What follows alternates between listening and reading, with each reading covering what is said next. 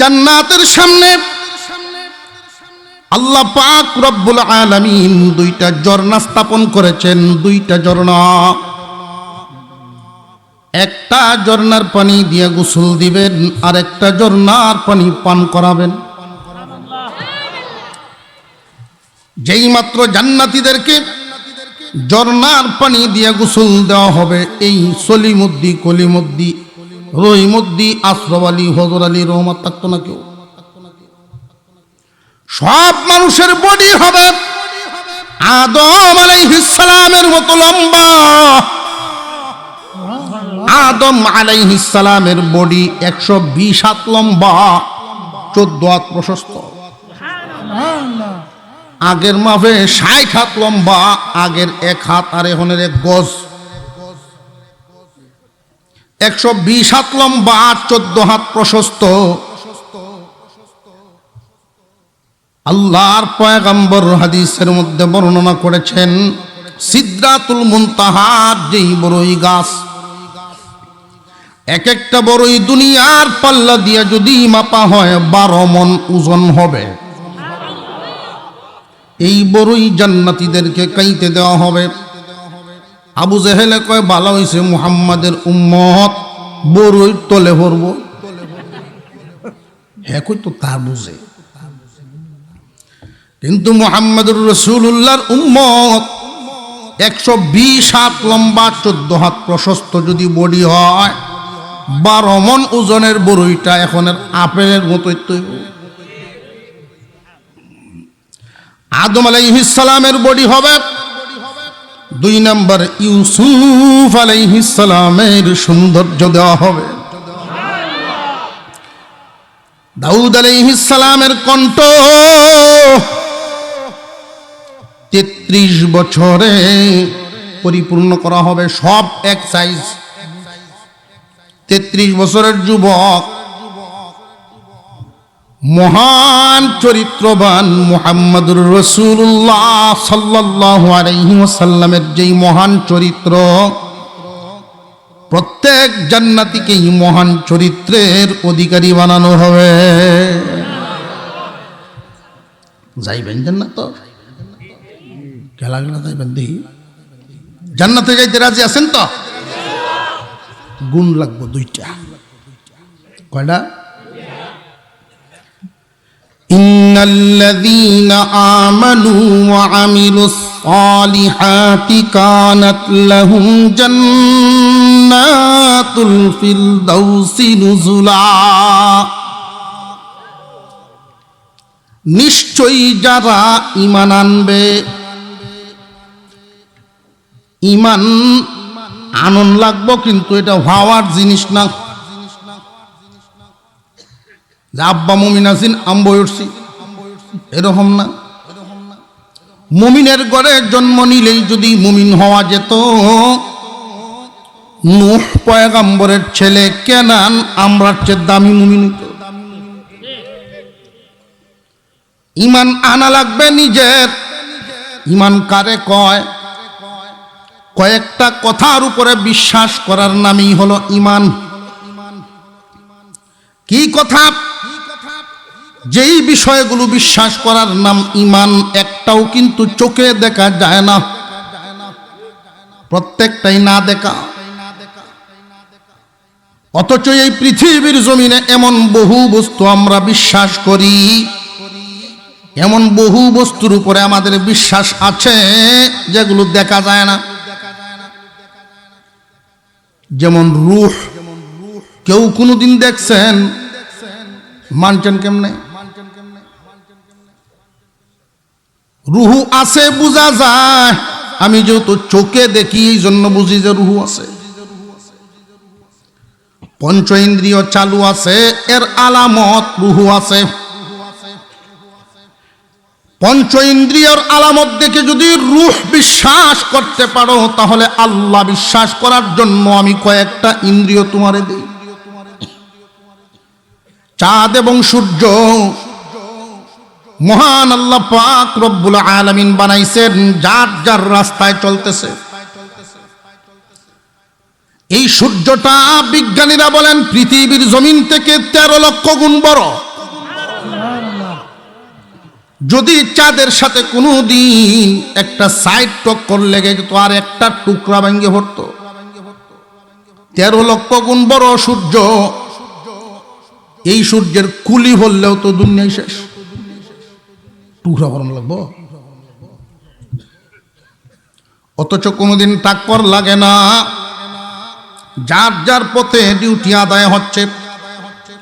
দুনিয়ার জমিনে পত্র পত্রিকা, ফেসবুক, ইন্টারনেটে দেখবেন প্রতিদিন কি পরিমাণ অ্যাক্সিডেন্ট হয়। দুনিয়ার রোডে গাড়ি চলাচল করে, ড্রাইভার থাকার পরেও অ্যাক্সিডেন্ট ফিরাতে পারে না। ওই চাঁদ এবং সূর্য যার যার কক্ষপথে চলে, ড্রাইভার না তাকায় বলে। একজন পরিচালক না থাকলে কিভাবে চলতো? অবশ্যই কেউ না কেউ যিনি আছেন উনি হলেন আল্লাহর পরিচয়টা বুঝুন। হাওর থেকে আপনি ঘাস কেটে আনলেন, গাভীটারে খাওয়াইলেন। জমিনের উদাহরণ, আল্লাহ যে আছেন একটু চোখ গভীরভাবে নজর করলেই পাওয়া যায়। খাওয়াইলেন এক প্রকার ঘাস, এই ঘাস গাভীর ভিতরে 4 ভাগে বিভক্ত হয়।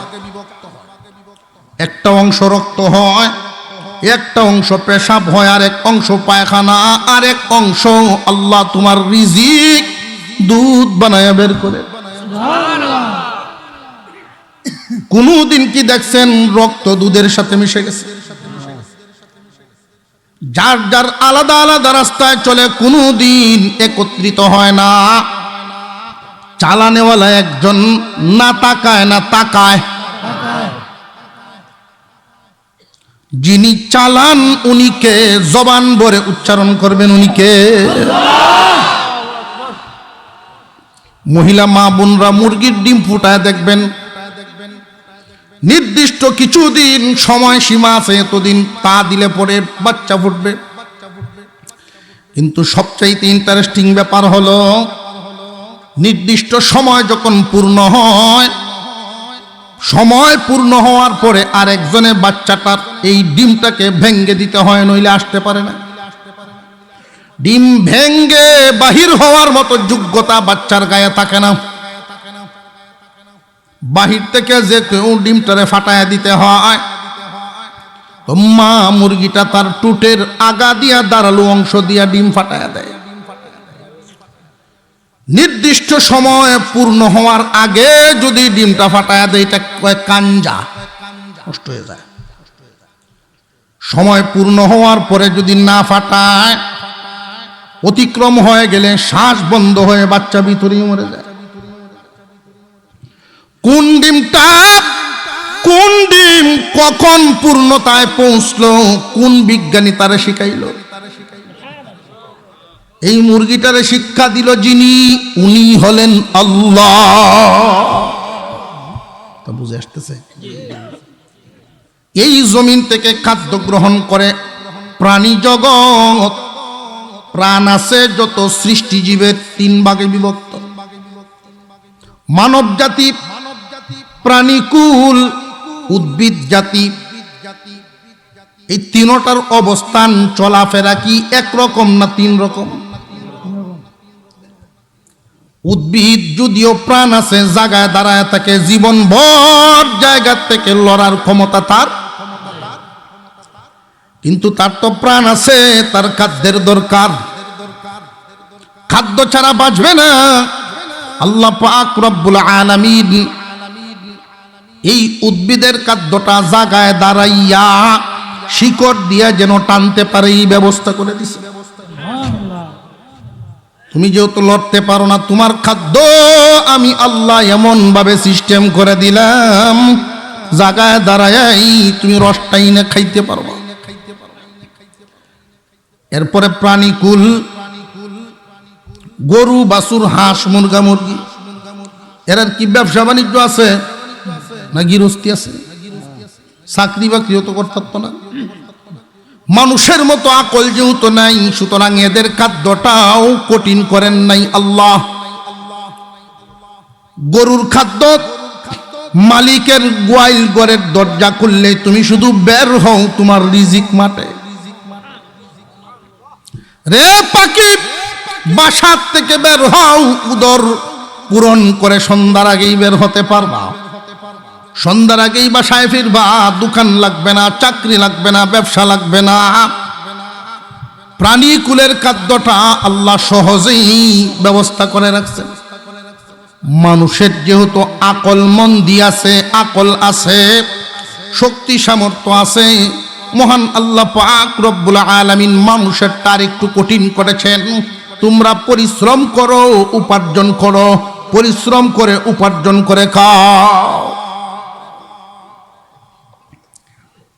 এই পরিশ্রমের আবার ধরন দেখেন, খুব ভালো করে বুঝবেন। কোন মানুষের জিন্দিগিতে রিজিক হয় বরকতি, আবার কারোর হয় বেবরকতি। যেই আয়াত দিয়ে শুরু করেছিলাম শিক্ষা, এখানে আলোচনা খুব সংক্ষিপ্তর দিকে গুছায় আনতেছি। আল্লাহ বরকতি রিজিক যাদেরকে দান করেন, বরকতি রিজিক আল্লাহ ডরায়া দিবেন না মায়ায়? যেই আয়াতে কারিমা আপনাদের সামনে তিলাওয়াত করেছিলাম, বরকতি রিজিক আর বেবরকতি রিজিক অনেক বেশ কম। বেবরকতি যদি হয় মাসে 5 লক্ষ টাকাও ইনকাম করে মাস পার হবে না। আর যদি বরকতি হয় 10,000 দিয়া মাস পার করে আর 2,000 থাকবো। হইল কেমনে? আল্লামা শাইখুল হাদিস আজিজুল হক রহমতুল্লাহি আলাইহি বলতেন, বরকতের ব্যাখ্যা কেমনে বুঝাই জনগণ? বরকত হইল কম তেলে মসমসা ভাজা। সুবহানাল্লাহ। কাম একটাই, বড় লোকেও যেটা তোমার ওইটাই, কিন্তু তোমার পেরেশানি নাই, খরচও নাই। বেবরকতি রিজিক যারা পায়, 5 লক্ষ টাকা মাসে ইনকাম করে এমন একজন ব্যক্তি যদি 5 লাখ টাকা কামায় সুদে ঘুষে হালালে হারামে সকল দাবি, এই লোকের যদি অসুখ হয় সামাত্র ডাক্তার দেখাইব না, ডাকা দিব। কারণ পয়সার তো একটা তেল তেলানি আছে। ঢাকা থেকে চিকিৎসা করে সুস্থ হয়ে আসছে, যেই রোগ হয়েছিল ভালো হয়েছে, 1.5 লাখ টাকা খরচ। আরেকজন বরকতি রিজিকওয়ালা মানুষ, ইনকাম কম, সৎ পথে উপার্জন করে, মাসে 10,000, সেম রোগ হয়ে গেছে তারও। উনি কি ঢাকার স্বপ্ন দেখবো না সর্বোচ্চ শ্যামার জন্য খাইলে কমবে? আমি হিম্মে যাইতেছি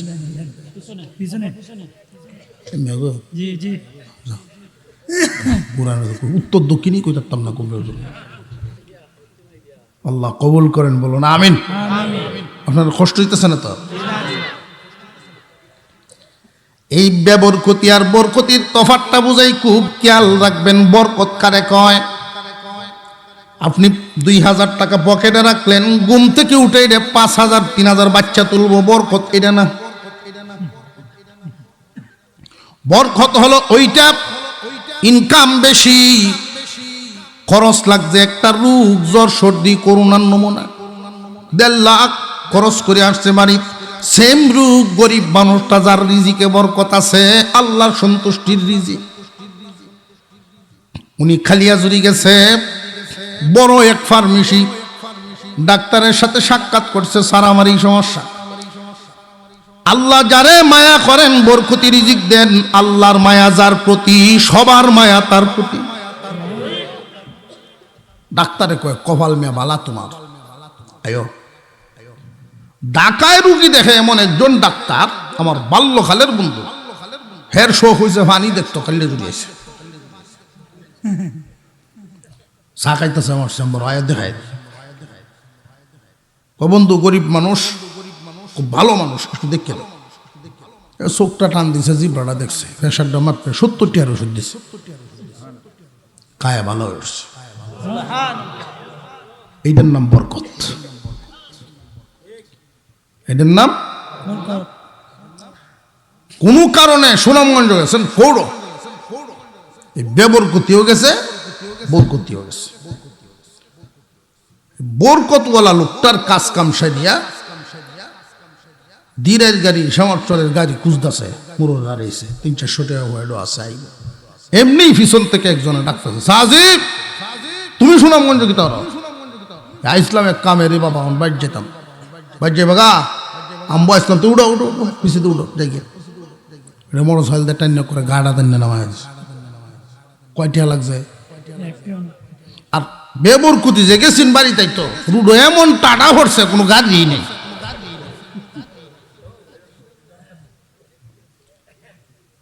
ফুটফুটে মিষ্টি বৃষ্টি শুরু হয়েছে, হুন্ডা আইবেন দেয়া বৃষ্টির যেটা আইতো স্যার 300 চাইব 1200।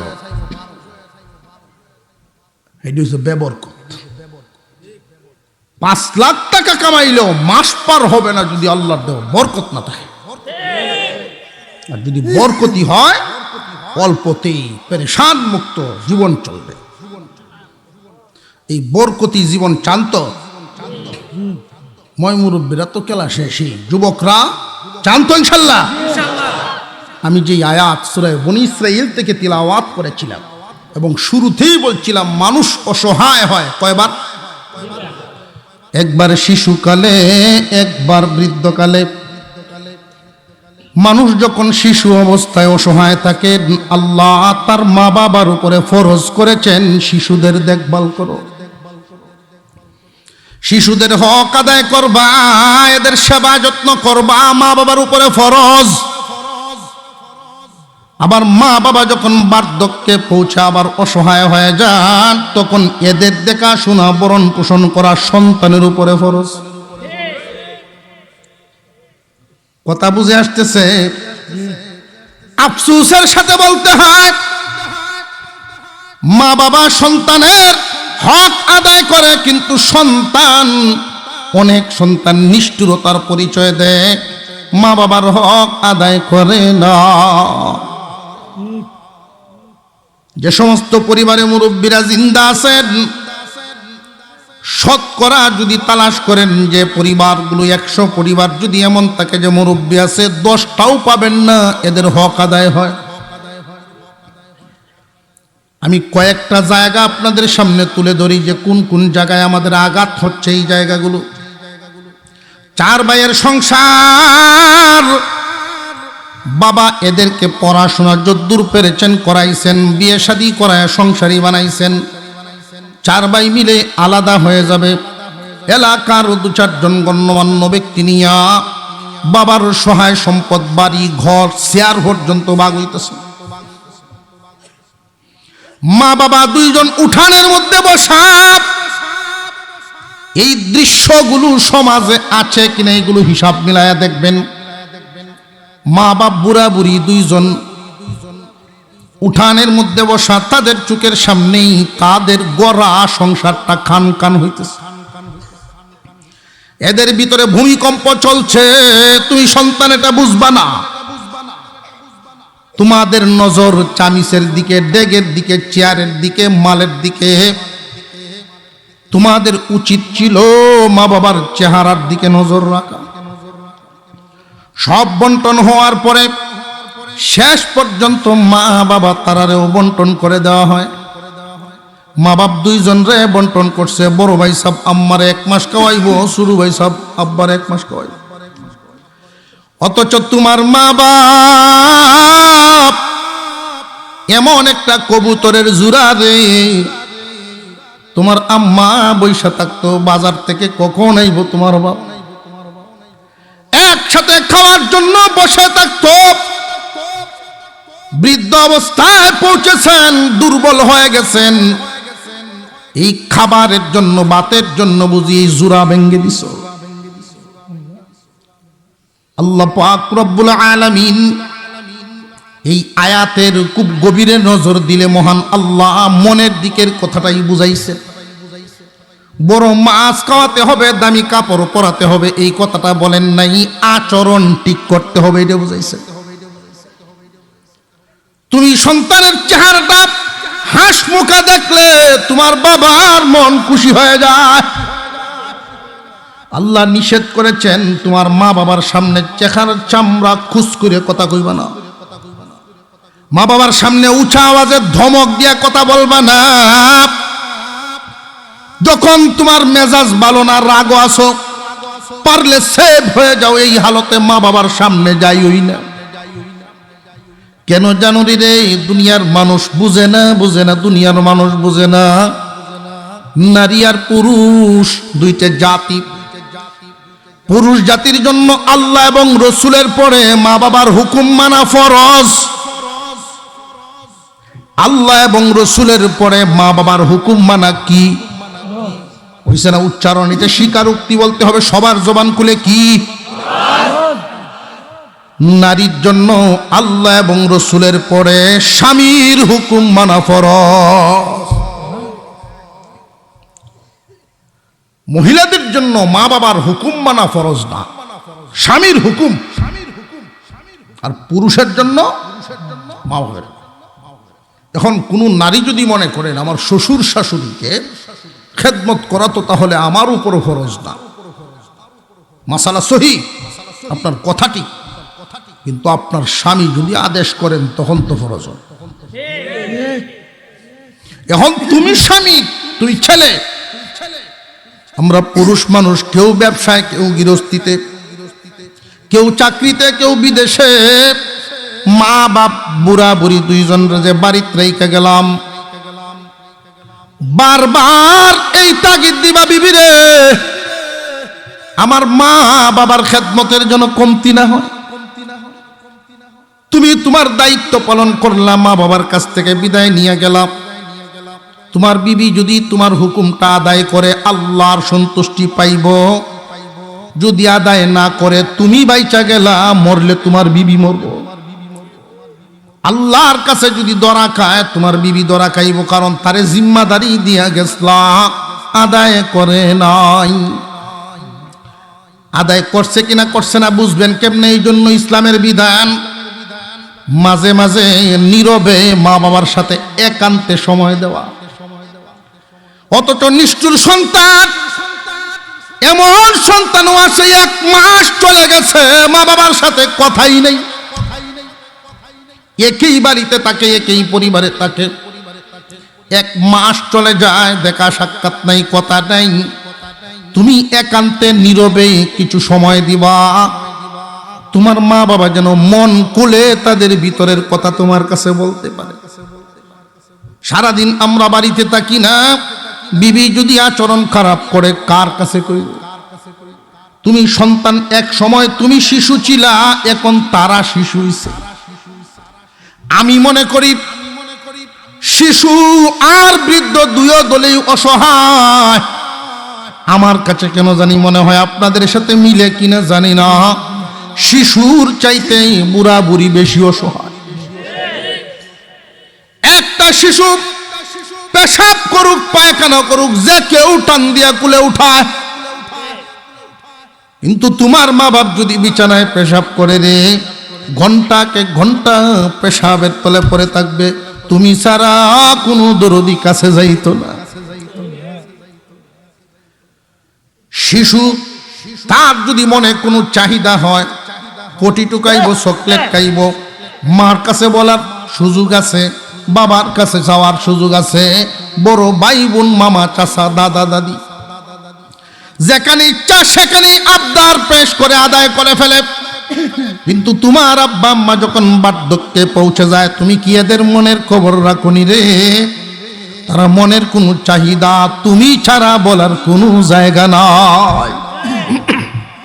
ইসলামের এই বিধানটাও মনে রাখবেন যুবক। সংসার এখন তুমি চালাও, তোমার আব্বার ইনকাম নাই, সংসারের দায়িত্ব নাই। এই জন্য তোমার খেয়াল রাখতে হবে, তোমার মা বাবার হাতে প্রতি মাসে মাসে একটা পকেট খরচ দিয়া রাখবা। এই কাজটা যদি করতে পারেন, মা বাবার মন বড় খুশি হয়। আমি কেমনে বুঝলাম? আমার রক্তের কোনো সম্পর্ক না, আত্মীয়র কোনো সম্পর্ক না, জীর্ণশীর্ণ এরকম বয়স্ক মুরব্বী পাইলে যখন আমি একটা 500 টাকার নোট দেই, উনি মনে করেন পুরা গৃহস্থী উড়ায় উনি ঘরে আনতে পারলে যেই খুশি হইতেন এর চেয়ে বেশি খুশি হইতেন। আমি অনুভব করি লোকটার খুব দরকার ছিল এই মুহূর্তে টাকাটার, যেই খুশিটা তার চেহারায় দেখলাম। মুরব্বীরা বড় অসহায়। বাজারে যখন তারা ঘুরেন, সমবয়সী অন্যান্য মুরব্বীরা যদি ডাকে আসো চা খাই, যুবক রে তোমার বাবা লজ্জায় পড়ে যান, শুনে না শুনে আইসা পড়েন। কেন জানোনি?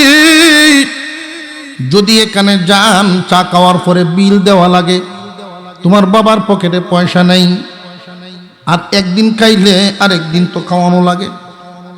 তুমি কেমন সন্তান এই দিকগুলো দেখো না। শুধু বাতার কাপড়েই মা বাবার হক আদায় হয় না, মা বাবার মন বুঝে আচরণ করা লাগে। খুব খেয়াল রাখবেন, তোমার আব্বা মা যখন বুড়া হয়ে যায় শিশুর চেয়েও অসহায়। কারোর কাছে তো চাইতে পারে না। বুড়া মানুষ, মুরব্বী মানুষ, দোকান থেকে বাকি আনতে আনতে 500 টাকার মতো বাকি জমা হয়ে গেছে। দোকানদারে তাকদা দেয়, টাকাটা দিন, আমার ছোট্ট দোকান চালান আনতে হবে। মুরব্বীর মনে মনে ছিল দানের সিজন, 2 মণ দান বিক্রি করে তার টাকাটা আমি দিয়ে দিব, কিন্তু এর আগেই তাকদা দেওয়া শুরু করছে। বুড়া মানুষটা চিন্তায় পড়ে গেলেন, ইনকাম করার তো কোনো রাস্তা নাই, কেমনে দিব? ইচ্ছা করলেই সংসার থেকে, এখন যেহেতু আমার হাতে সংসার না, একটা গাছও বেচতে পারে না। বুড়া হয়ে গেলে মানুষ কতটা অসহায় হয় দেখেন আমরা সমাজ ব্যবস্থা কেমনে রাখছি।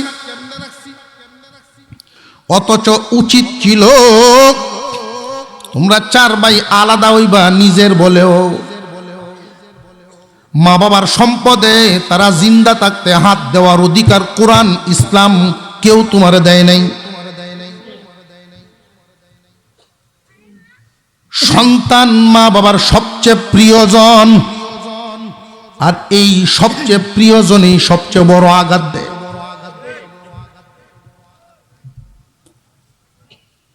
মুরব্বী মানুষ বড় পেরেশান হয়ে গেছেন, টাকাটা কেমনে দিবেন। ছেলে আছে বেশ কয়েকজন, উনি ভাবতেছেন সবার মনের হালত তো সমান না। আমার অমুক ছেলেটার কাছে চাইলে হয়তো ভাইমু, গড়ের ভিতরে একসাথে খানা খাইছে, কিন্তু সবার সামনে চাইলে বৌমার কাছে হিসাব দেওয়ান লাগবো, 15 মিনিট লাগা। কই করস? উনি ঘর থেকে বেরিয়ে গেলেন, রাস্তায় দাঁড়ায় রয়েছেন। আমার পুত এই দিক দিয়া যাওনের সময় কই মুঠে। ছেলেরা যে অবাধ্য এরকম না, ছেলে ভালো মানুষ। এইখানে যে সমস্ত যুবকরা আসছে, আমি এদেরকে এই কথা কেন শুনাইতেছি? তোমাদেরকে শোনানোর উদ্দেশ্য হলো আমার বিশ্বাস তোমরা মাতা পিতা ভক্ত হইবা, মা বাবার অবাধ্য হবা না। কারণ মা বাবার অবাধ্য সন্তান এত রাত জাগ্রত থেকে কোরআনের তাফসীরে বসার কথা না। তোমাদের কিছু কিছু বিষয়ে বিবেক ঘুমন্ত, আলেমদের দায়িত্ব এই ঘুমন্ত বিবেককে জাগায়া দেওয়া। মুরব্বী মানুষ দাঁড়ায় রইছেন, ছেলে বের হবে।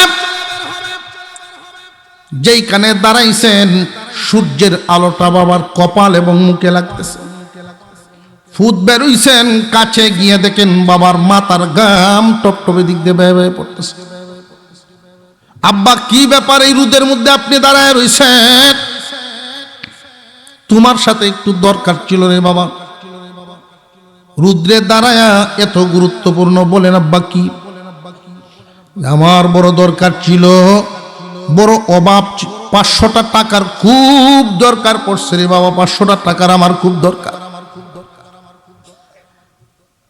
ভালো ছেলে, ভদ্র ছেলে, ঘুমন্ত বিবেক এমন ভাবে জাগ্রত হয়েছে, তার দিলের ভিতরে মারাত্মক ভাবে একটা ধাক্কা খাইছে। কতটুকুন অসহায় হইলে পরে সূর্যের আলোটা মুখে কপালে নিয়ে সন্তানের অপেক্ষা করে। টাকাটা খুব দরকার। ছেলের চোখ দিয়ে পানি বেরিয়ে গেছে, ছেলের চোখ দিয়ে পানি বেরিয়ে গেছে। আব্বা তোমার কি মনে পড়ে এই জায়গায় দাঁড়ায় কত টাকা তোমার কাছ থেকে আমি নিছি? আমারে তুমি মাফ করে দাও, আমি বুঝতেই পারি নাই, এই দিকটা খেয়াল করি নাই, আমারে মাফ করে দাও। আগে জড়ায় ধরে হাউমাউ করে কাঁদতেছেন, মানি ব্যাগ থেকে বের করে টাকা দিচ্ছেন, যত লাগে তুমি নেও। প্রতি মাসে এখন একটা নির্ধারিত পয়সা তোমার জন্য থাকবে, বাকিটা দিয়ে সংসার চালাবো। যুবক, তোমরা তোমাদের সামর্থ্য অনুযায়ী যার যার ইনকাম যেমন দিবাও তোমরা তেমন। তোমার আব্বারে যদি প্রতি মাসে 200 টাকা পকেট খরচ আলাদা দিয়ে দাও, এই জন্য গরিব হইতা না, বরকতি পাইবা। 500 টাকা যদি মা এবং বাবা দুইজনের মিলে আলাদা দিয়ে দাও, এটা সংসারের না তোমার ব্যক্তিগত। দিলে লাভটা কি জানেননি? ওই যে বলছিলাম বাজারে মুরব্বীরা ডাক দিলে তোমার বাবার কলজাত সাহস থাকবে, তোমার বাবার হাত দুর্বল হবে না, এদের সাথে মজার মজার গল্প করবে, খুশি থাকবো মন। বিল দেওয়ার মতো সাহস আছে, উপযুক্ত ফুত আছে। তোমার আব্বার সামনে যখন মসজিদের দান বাক্সটা আসে, মুখটা ছোট হয় না, পকেটে হাত দিয়ে 5 টাকা হইলেও দেয়। কোন ফকির মিসকিন হাত বাড়াইলে খালি হাতে ফেরত দেয় না। আর জেনে রাখ, বাধ্য আর একদল মা বাবার অবাধ্য। বাধ্য আর অবাধ্য কারা? পুরাপুরিটা। শুধু এই বিষয়ের উপরে আলোচনা করলেই সারা রাত চলে যাবে। আমরা আয়াত দিয়ে শুধু তর্জমাটা নিয়ে আসি। আল্লাহ বলেন, ওয়াবিল ওয়ালিদাইনি ইহসানা। রে দুনিয়ার যুবক, তোমরা তোমাদের মা বাবার প্রতি ইহসান পূর্ণ আচরণ করো। ইহসান পূর্ণ আচরণ, দয়ার আচরণ। দয়া, মনটা নরম করে রাখবা। কেমন দয়ার আচরণ? তোমরা যখন শিশু ছিলা, তারা বড় দয়ার আচরণ করত। পিঁপড়ায় কামড় দিতে দেয় নাই, বারবার পেশাব করছো, কাপড় পাল্টাইছে, বারবার পেশাব করছো আর কাপড় পাল্টাইছে। তোমার আব্বা আম্মার দয়া কি পরিমাণ ছিল জানোনি? শেষ পর্যন্ত বাজেট করা কাপড় শেষ, আবার যখন পেশাব করছো আঁচলটা দিয়ে পেঁচ দিয়ে বুকের সাথে ধরে রাখো।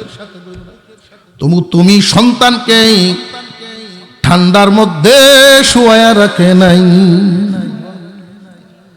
তুমি যখন বাহিরে কোথাও যাও, যাদের মা আছে পরীক্ষা করে দেখবেন, রাত যদি গভীর হয়, বাড়ির সব মানুষ ঘুমায় যায়, মা বাপ থাকলে ঘুমায় না।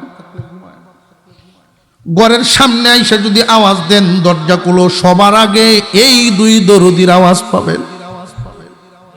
কি গো আব্বা আম্মা, তোমরা কি ঘুমাও নাই? না রে বাবা, তুই বাহিরে থাকলে আমরা ঘুমে ধরে না। আল্লাহ বলেন, তোমরা তোমাদের মা বাবার প্রতি দয়ার আচরণ করবা। দয়াটা করব কেমন? যে তারা করছে যেমন। তুমি যদি এক ওয়াক্ত পেট ভরে না খাইছো, মা বাবার মাথা গরম হয়ে যেত। কি দিয়ে আমার সন্তানরে পেট ভরে খাওয়াইতাম, এই জাত বদলায়া ওই জাত বানাইতো, ওই জাত বদলায়া ওই জাত বানাইতো। দুনিয়ার চিত্র কি তোমরা দেখো না? একজন মহিলা তার সন্তানকে খাওয়াইতে গিয়া তালে বাত লইয়া এক রুম থেকে আরেক রুমে যায়, আরেক রুম থেকে আরেক রুমে যায়, ঘর থেকে বাইরে যায়, উঠানো দৌড়ায়। তোমার সন্তান কিভাবে লালিত পালিত হচ্ছে তুমি কি বুঝো না? তোমারেও তোমার মা বাপ এভাবেই ফেলছে। একটু বেশ কম করেন নাই? তুমি আজকে বাজার থেকে আইসা, দোকান থেকে আইসা, যেখান থেকে আসো, ঘর থেকে বের হওয়ার সময় তুমি যদি ডাক দেও, আম্মা বাজারে যাইতেছি, এই এতটুকুতেই মার মন খুশি হয়ে যায়। তুমি যে বড় হয়ে গেছো এটা বুঝায়ও না, তুমি বুঝাইও, আম্মা গো আমি তোমার সেই ছোট্ট কুকার হয়ে গেছি এখনো। স্কুলে যাওয়ার সময়, মাদ্রাসায় যাওয়ার সময় কোনোদিন মা বাপরে না কইয়া কিন্তু বেরিয়েছি না। কোন বুতে আমারে ধরলো, মা বাপরে না কইয়া আমি বাইরে হই কেন? যেই দিন থেকে এই ডাক সরে যায়, মা বাবার একটা শূন্যতা শুরু হয়। আচার আচরণ সবচেয়ে বড় জিনিস। বাজার থেকে আসলেন, আইসাই প্রথমেই জিজ্ঞাসা করা, আব্বা খাইছে, আম্মা খাইছে? ওইখান থেকে শুয়া শুয়া মন তার খুশিতে বেড়ে যায়, আমার ফুতে খবর লয়। এতটুকুই তো চাওয়া পাওয়া। দয়ার আচরণ করবা, আল্লাহর হুকুম কেমনে যে তারা করছে যেমনে। এখন প্রশ্ন হলো কখন করমু দয়া মায়ার আচরণ, কখন করতাম? সারা জীবন সন্তানের কাছে মা বাপ দয়ার আচরণ চায় না, চায় কখন? আল্লাহ বলেন, ইম্মা ইয়াবলুগান্না ইনদাকাল কিবারা আহাদুহুমা আও কিলাহুমা। তারা যখন বার্ধক্যে পৌঁছে যায়, মা বাপ যতদিন পর্যন্ত সুস্থ সবল সন্তানের ইহসানের আশায় মা বাবায় সন্তান ফালছে না। যদি মা বাবা সন্তানের কামাই খাওয়ার আশায় পালতো, লুলা লেংরা আতুর কোন সন্তান কেউ পাললয় না। মা বাবা তোমাদেরকে নিঃস্বার্থ লালন পালন করেছেন, কিন্তু অসহায় যখন বুড়া বুড়ি হয়ে যায় তখন তোমরা দয়ার আচরণ করবা। কেমনে করবা? তারা যেমনে করেছেন। এরপরেও আল্লাহ উল্লেখ করে দিলেন দুই তিনটা আমল। মহান আল্লাহ বলেন, ফালা তাকুল্লাহুমা উফিন ওয়ালা তানহারহুমা। সাবধান সাবধান, মা বাবার সামনে বিরক্তির আওয়াজে কথা বলবে না। তোমার আচার আচরণের জন্য তোমার মা বাপ এটা মনে না করেন তুমি সহ্য করতে পারো না তারারে। মা বাপ তোমার কাছে বুঝা মনে হয়, এমন যেন তারার অন্তর না লাগে। খুব সাবধান, ধ্বংস হইয়া যাইবা। অনেক মানুষ হইছে, অস্তিত্ব থাকে না। মা বাবার সাথে বিরক্তির আওয়াজে কথা বলবা না, সাবধান। বড় পীর আব্দুল কাদের জিলানী রহমতুল্লাহ আলাইহি যদি জিন্দা থাকতেন আর উনি এখানে দাঁড়াইতেন, একদিকে বড় পীর আব্দুল কাদের জিলানী, আর একদিকে তোমার মূর্খ আব্বা।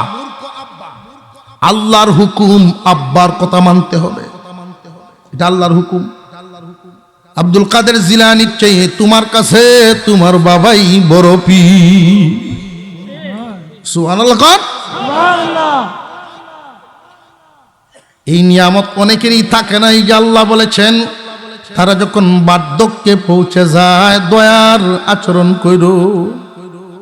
তারা যখন বার্ধক্যে পৌঁছে যায়, এই হালতে যদি দুইজন রে পাও বা একজন রে পাও। এই কথাটা এইভাবে কেন বললেন যে সবাই পায় না রে, এই নসিব সবার হয় না। অনেকেই ছোটবেলায় মা বাপ হারায় ফেলে, অনেকেই সংসার হাতে আসার আগেই মা বাপ হারায় ফেলে, চলতে ফিরতেই মা বাপ দুনিয়ার থেকে বিদায় হয়ে যায়। বিছানায় পড়ছে, মা বাপের পেশাব পায়খানা সাফ করছে, এরকম তকদিরওয়ালা যুবক কয়টা মিলে? তুমি বুঝা মনে করবা না, এটাকে নিয়ামত মনে করবা। কেন জানোনি? মা বাবার বাধ্য আর অবাধ্য দুই দিকে রাখলাম। বাধ্য সন্তানকে আল্লাহ পুরস্কার দিবেন 4টা, আর অবাধ্য সন্তানকে গজব দিবেন 4টা। চারে চারে কয়টা হইল? এই 8টা মুখস্থ রাখা সম্ভব হবে না, 4টা মুখস্থ রাখেন। এই 4টার বিপরীত রহমতের বিপরীত গজব, রহমতের বিপরীত গজব। বাধ্য সন্তানের জন্য রহমত হলো 4টা, অবাধ্যর জন্য হুবহু বিপরীত গজব হইল 4টা। বাধ্য সন্তান আল্লাহর দেওয়া বরকতি রিজিক পাইব, আর অবাধ্য সন্তান বেবরকতি রিজিক পাইব। মা বাপ যদি খুশি হন, আল্লাহ তার রুজি রোজগারে বরকত ঢেলে দিবেন, বরকত। মা বাবার দোয়ার বদৌলতে সন্তান বরকতি রিজিক পাবে, আর মা বাবার অসন্তুষ্টিতে বেবরকতি হবে। কেন জানেননি? মা বাপ যদি খুশি হন, আল্লাহ খুশি হন। মা বাপ যদি বেজার হয় তো আল্লাহ বেজার হয়ে যান। 1 নম্বর নিয়ামত বরকতি রিজিক মা বাবার বাধ্য সন্তান পাইব বরকতি রিজিক, অবাধ্য সন্তান পাইব বেবরকতি রিজিক। 2 নাম্বার, মা বাবার বাধ্য সন্তানকে আল্লাহ পাক যে সমস্ত সন্তানাদি দিবেন, এই সন্তানগুলোর আল্লাহ এমন অন্তর এমন মন দিবেন, মানুষের মতো মানুষ হইব। আর মা বাবার অবাধ্য যারা হবে, এদের সন্তানগুলো মানুষ হবে না। এখানে একটা প্রশ্ন করতে পারেন, হুজুর গো, আমরা পাশের বাড়ির দেখছি মা বাপরে বাদ দিছে না, ছেলে দিদা কাবার সিরিজ পড়ে। আমি কিন্তু শিক্ষার ব্যাপারে বলি নাই, মানুষ হওয়ার ব্যাপারে বলছি। শিক্ষিত হওয়া এক জিনিস, মানুষ হওয়া আর এক জিনিস। আপনারা কি মনে করেন এই দেশে বৃদ্ধাশ্রমগুলোতে যারা আশ্রয় নিছে, কেউ কি মূর্খ সন্তানের মা বাপ না শিক্ষিত? শিক্ষিত হইলেই মানুষ হওয়া যায় না। মা বাবার বাধ্য সন্তানের সন্তানগুলো মানুষ হবে, অবাধ্য সন্তানের সন্তানগুলো মানুষ হবে না। দেখতে মানুষের মতোই দেখা যাবে, আচরণ হইব পশুর মতো। 3 নাম্বার নিয়ামত, মা বাবার বাধ্য সন্তানকে আল্লাহ পাক রব্বুল আলামিন 3 নাম্বার নিয়ামতটা দিবেন। যতদিন দুনিয়াতে জিন্দা রাখবেন, আল্লাহ কারোর উপরে তিতা বানাবেন না, এমন রোগ দিবেন না যেই রোগ হইলে মানুষে তারে ঘৃণায়।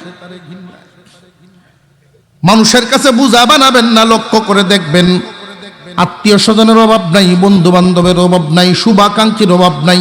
বিছনাত হইরে দেখেন 2 সপ্তাহ ভরে কেউ যাইতো না তার। আল্লাহ তোমার লড়া দোষের মরণ দিবে না।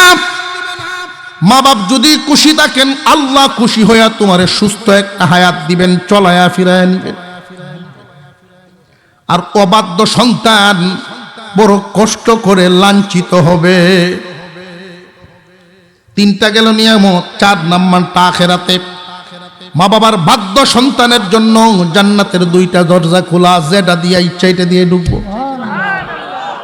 অবাধ্য সন্তানের জন্য 2টা দরজা বন্ধ। মা বাপ অসন্তুষ্ট করে দুনিয়া ছাড়ছে, জান্নাত পাবে না, সাজা ভুগতেই হবে। কথা বুঝে আসতেছে আপনাদের? যাদের মা বাবা আছে, খুশি করা খুব সহজ ব্যাপার, খুশি করে নিবেন। আর সমাজ, এই সমাজের মধ্যে যা দেখতেছি বেশিরভাগই আমাদের এই সামান্য ত্রুটি বিচ্যুতি, এই যে একান্তে সময়টা দেই না। তোমার বউ, তোমার বিবি কি আচরণ করেন তাদের সাথে, এই কথাটা তুমি শুনবা, একটু অ্যাকশন নিবা। সময় মতো যদি অ্যাকশন না নেও, তোমার মা বাবার হৃদয়ে এগুলো ক্ষত হইতে হইতেই ক্যান্সার নিয়েই তারা দুঃখ নিয়েই কবরে যায়। জানিয়ে রাখবেন, আপনি যেমন করবেন তেমন পাইবেন। এক বেডি ফেরিওয়ালার কাছ থেকে একটা বাটি রাখছে, অন্যান্য মহিলার ডাককে আরো 10 বিটিরে দেয়, সেই দেহ আমার হৌরের লাইন রাখছি দিয়া। তো মহিলারা দেখছ, নিজের ফুলাভানের চেয়ে শ্বশুর আদর হবে। আসলে এদের ভিতরে যে একটা চক্রান্ত লুকায় রয়েছে, এটা তো জানে না, অন্যরা তো এটা দেখে না। হতি ভূত আর নিজের ভূত, 2টা সৎ ছেলে, একটা নিজের ছেলে। ডিম সিদ্ধ দিয়েছে 2টা, 2 ডিম 2 সৎ ভূতের হাতে দেখছে। তখন ভূতাই নেব না করতেছে, আম্মা দিয়ে আমরা বেশি আদর করে। মাথা হাতায় কইছে, বাবারা নেও তোমরা ডিম খাও, ছোট বাইরে অর্ধেকটা করে দেখাইও, আমরা এই বাইরে অর্ধেকটা করে দেখাইও। 2 বাইরে যদি অর্ধেকটা করে দিই, তো একটা হয়ে যায়। বুঝাইতেছে আপনাদের? এই বেডি বাড়ি রাখছে একটা, এটা আমার হৌরের লাগিন রাখছে। মহিলারা খুব প্রশংসা হতেছে, দেখছ আমরা খালি বেডি রে কুই সরা সরা ইয়াদ ধরে, দেখছ এই বাড়িতে যখন মাপে ভাত দেয়, বুড়া বেটা তো পেট ভরে না। কেমন মাইটে দিছে, এটা একটা কল কল ভিচ্ছে। আহা, 4 দিন 5 দিন 7 দিন গেছে, এই দুঃখ বাহিরের কেউ কইতেও পারে না, ফেডের মুখ সইতেও পারে না। তো নাতি আসছে একটা, এটা ক্যান্ট 8-9 করে কয়, তোর মায় যে এই মাপিয়া বাদ দেয়, আমার তো বড় ফেট ভরে না রে, কিতা করতাম, কেউ কইতেও পারে না। তোর বাপ যে সময় আইয়ে দোহান, তো আমি তো ঘুমাই উঠি, আর কয়েকদিন যায় আমার রুমে আইয়াও না, আমি বড় মানুষ উঠতে যাইতেও পারি না। তুমি কাম করো একটা, নাতি বুদ্ধি দে, বাড়িটা ভাঙ্গেল, বাড়ি ভাঙ্গেল তা তোর মা দেখছ না কি সরা, লাগাও লাভরে বাবু মনে বুড়া বেটাও বাড়ি ভাঙ্গেছে। যেই বাড়ি খান ভাঙছে বুঝতে তো পারো, এমন কিছু বেটেন আছে খালি সুইচে দেশাইয়ে দিতালি, কামও করবো কার্যও করবো, ফেতনাবাজ নারী, এরার কার্য কিন্তু কোনো সময় শেষ হতো না, সারা দিন চলবো। মানুষ আইয়ে আরো 2-3 বেটে নেয়, জমা হয়, দেখছ কাম নিজে করছে, একটা জিনিস কে আরাম পাই না, হ্যাঁ ঠিক, আমরা করো আসেন, দেখছো না আমরা করো যে আছে, সেইটি ওই দলের লোক।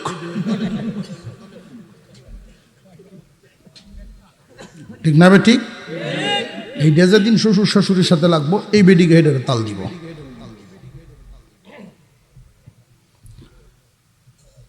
শ্বশুরের মনে মনে যা কর্তারস করিলা, আমার হুতাউনের আগে শেষ হয়ে দিয়েছে। সন্ধ্যা পর্যন্ত যত বেটে নাইছে, সবার কাছে গাইছে, শেষ পর্যন্ত কইতাছে সন্ধ্যা লাগাত দিয়া তো দরজা মরজা লাগাইছে, আর কেউ ভাইও না, কাজ্যারা ঝালাইবো কারে দিয়া, কখন আর কিস্তা কইলাম না, আয়ো কাজ গোবারি এখন বুড়া বেটা করে দেওয়া হচ্ছে কারবারটা, তুই যে একটু বাজায় যেই ফুতাইছে বাড়ি, তুমি তো আর আমাকে দোকানদারি করো, যত জ্বালা সব আমার উপরে তুই যাও, আমি আর নাই তার জায়গা বাপের বাড়িতে। দেখবেন সকলটা শিখায় যাইতাছি গিয়া, পেটে শূন্য করবে বেড়ালে করতো আনছি নতুন করে, যেই হুমকি দেলায় আমি থাকতাম না বাপের জায়গা। কিছু কিছু যুবক হ্যাঁ আগে হুরবাইত গেবে, তাই এটা করন না। যেই হুমকিটা দিব বাপের বাড়ির জায়গা, একজন নারীর জন্য সবচাইতে আশ্রয়ের স্থান হলো স্বামীর ঘর। এইখান থেকে যখন হুমকি দিয়ে বের হতে চাও, কাপড় দিয়ে গুছাও, ব্যাগটা সুন্দর করে বাউ করো, আমি গাড়ি আর টানতাছি, আর জিন্দিগিতে এই হুমকি সে আর দিবে না। সিধা হওয়ার তো কল জানান লাগবো না।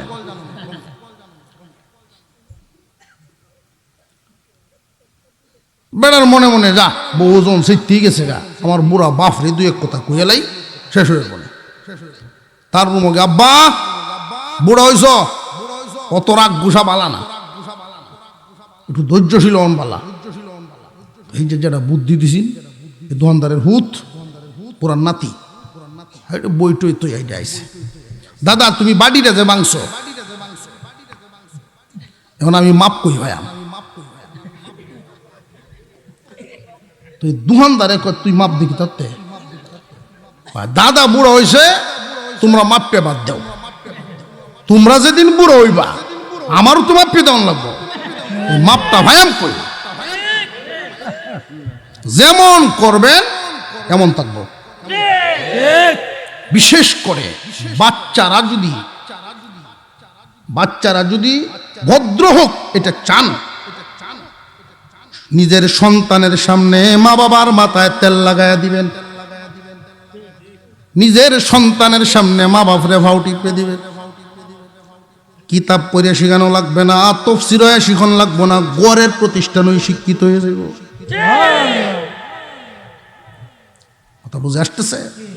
আর অবাধ্য যদি বানাইবার চান, এই সন্তানগুলোর সামনে মা বাপরে ধমক মারবেন, সন্তানের সামনে যদি মা বাপরে ধমক দেন তাহলে লাঠির জন্য রেডি হন।